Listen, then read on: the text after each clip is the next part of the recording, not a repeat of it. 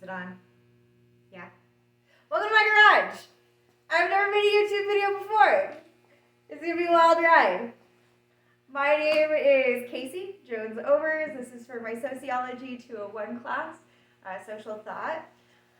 We are creating videos about where we grew up. And I'm gonna go a step further because I moved after I graduated high school and moved to a place very different than where I grew up. So I think it's a great opportunity to compare and contrast a lot of Durkheim's theories and things that he talked about in the book.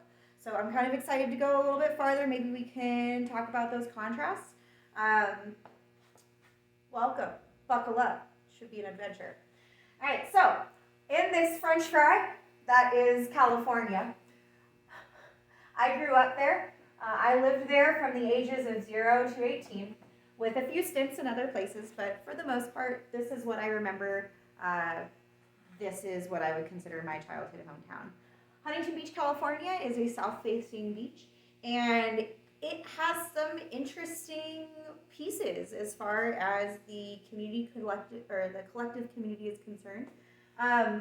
We have this really big feature that a lot of people. What is a video without sound effects?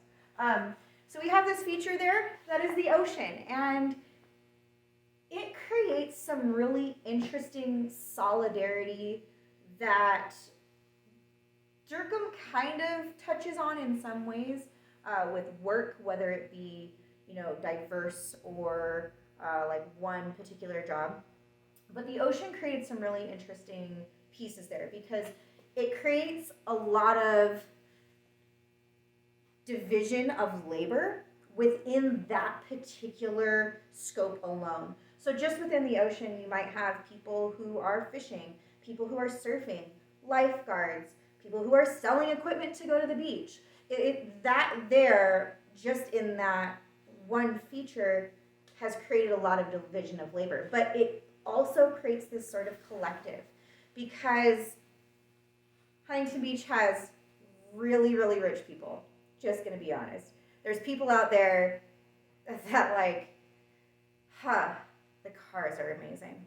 And then you have people who are like beach bums, like, surf shacks, hole-in-the-wall surf sheds that people are like crashing on the couch.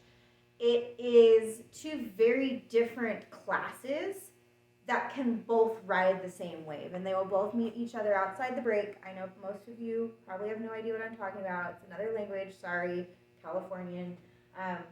But they'll meet each other outside the break, and you'll have people of different classes come together out on the water, which is this really beautiful thing. And so Durkheim talks a lot about division of labor, but he doesn't talk about leisure in the book, at least not that I remember reading. So I think that was interesting because while there was this division of labor because of the ocean and because of the number of people, like, let's just be honest, there's a lot of people, and I'll touch more on that in a moment. There's also this mechanical solidarity almost because of the amount of people that are invested in that leisure activity. And so they do sort of depend on each other out there on the water. It creates a bond that's a little different and pretty unique to where I grew up. Kind of loved it. But another piece here is we have a lot of people. There's just a lot of people there. And as far as that is concerned, of course, we have that division of labor again. People working in the ocean, of course, there's regular jobs as well. But it also created some privacy, which sounds weird. You'd think with more people there would be less privacy in some ways because there's more eyes to see you. But people keep to themselves. I never ran into people from school just hanging out, or rarely. If I did, it was downtown by the water at the beach. But even then, that was rare. People don't say hi to you as you go down the street. They're not trying to talk to their cashier. It's in and out, business as usual. We stick to ourselves unless you knew someone personally. And because there's so many things to do, that division of leisure, as far as division of labor, created a lot of privacy and a lot of other ways in which people were diverse. there's definitely individualism there, especially in this particular area, because there is a lot of punk, rock, beach bum heritage that is really interesting to be a part of.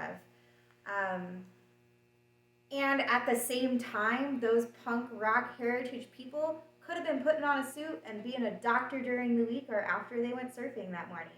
So there is a strong sense of individualism. We do have this one thing, right, that connected us as the ocean, which was that really beautiful, unique piece.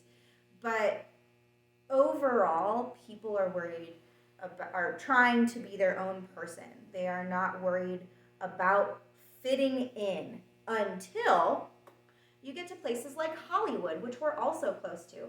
So we're trying to fit in other ways. It's, let me tell you, itsy bitsy teeny weeny yellow polka dot bikini, like we're trying to fit into those. And so our individualism often stopped when it came to fashion and body image. That's where we were really forced to conform. It feeds into a lot of how California has this physical, it's a society where this is my arm, or an arm of a strong person. That's a muscle, that's a hand. Welcome to this wild ride. I'm so embarrassed. Maybe that'll help with a barbell. It didn't. All right, we're gonna move on. But there is a further connective. I don't want to call it connectivity. It is an expectation there that you are physically active. It is something that is built into everyday life. Everyone's doing a sport. Everyone's surfing, swimming, doing junior lifeguards, you name it. You are physically active. It is built into your school schedule. It is built into your leisure activities. Even the people that you would expect to be couch potatoes, for lack of a better term at the moment, were physically active. They were still out there doing things so that they could conform to the expectation of what they were supposed to look like. And that's where a lot of people left that individualism behind. It didn't matter the clothes you wore, that was individualistic. But the body image expectation as far as how fit you had to be, that was where our conformity came in. Let's see. I'm looking at my notes. What are some advantages and disadvantages of close-knit community? We can talk about that in the next piece. Do you have more freedom in community mechanical organic? More freedom definitely, I think, comes from the organic community that happened in California because of that division of labor. These are jobs. These circles, different jobs. And the way that those created interconnectivity between all of us, like we had to rely on each other. People have to rely on each other to get things done. They are doing different things, even if a lot of them are in this area of expertise. That even is divided, and so yeah, definitely have a lot of freedom there. I feel you were able to choose more. You had more options as far as what job you wanted to do. At least that's my feeling. All right. I hope I've touched on enough. Crossing my fingers, sorry. All right, so we're going to move. We're moving. I'm going to move from Southern California after I graduate high school. I want to touch on one other thing. Personal family life, because I think this is also really interesting. In California, I really spent a lot of time as an only child just because of the way my family is mixed. I am my father's only daughter, and I grew up my teenage years with him. And so when the book talks about our families in that pre-modern society being that point of connectiveness, it was my dad and I. I had other family around, but that's who I spent the majority of my time with. Um, and while I have siblings who I am very close with, there was definitely a point in my life where I wasn't living with them.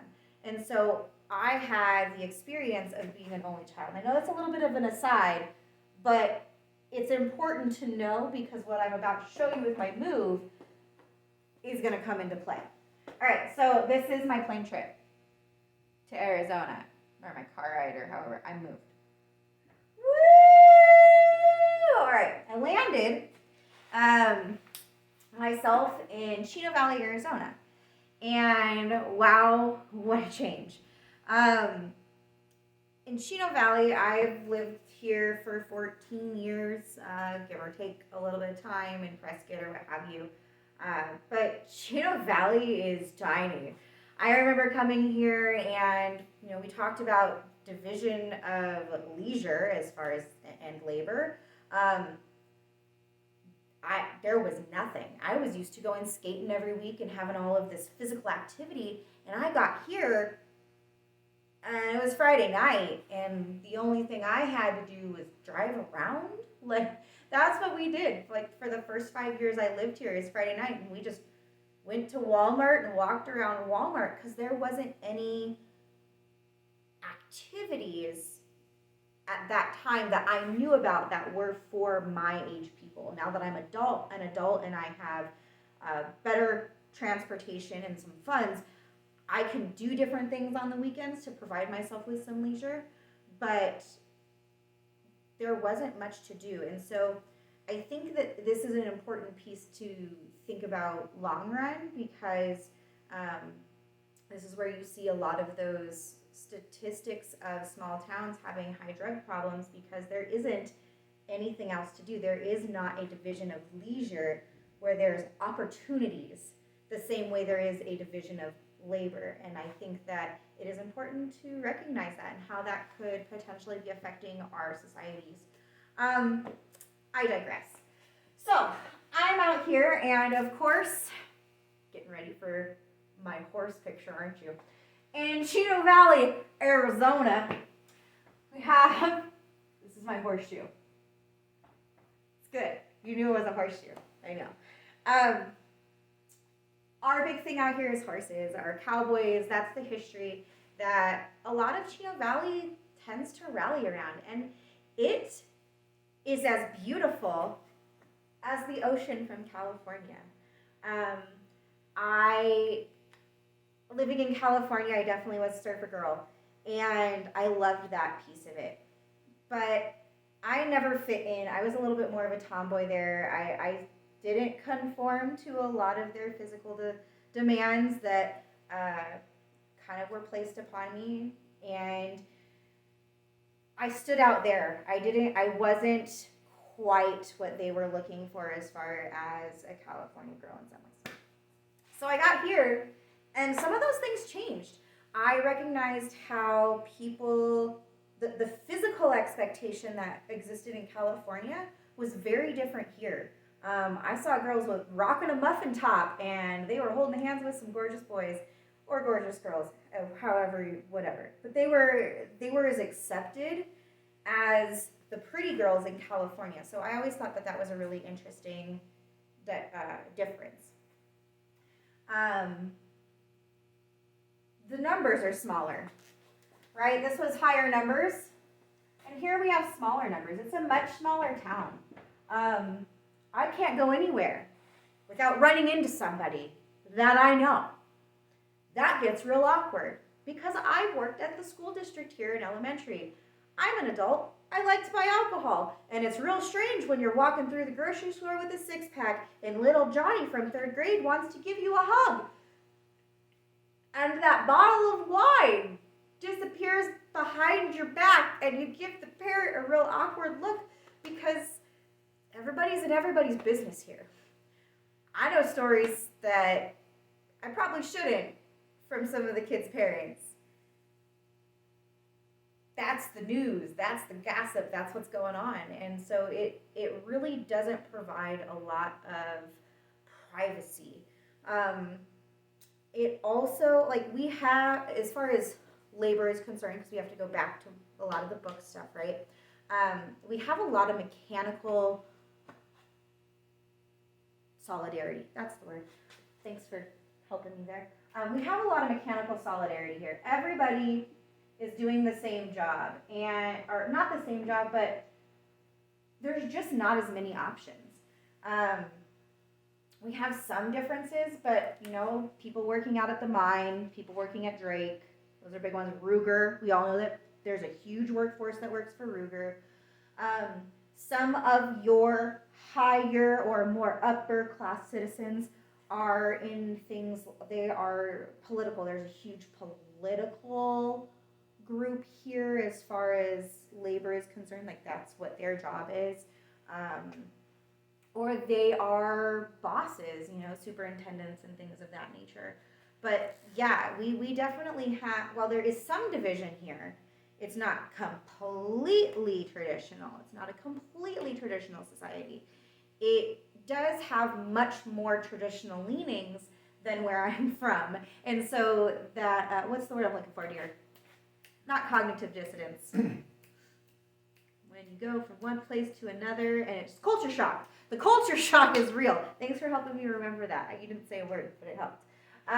The culture shock is real.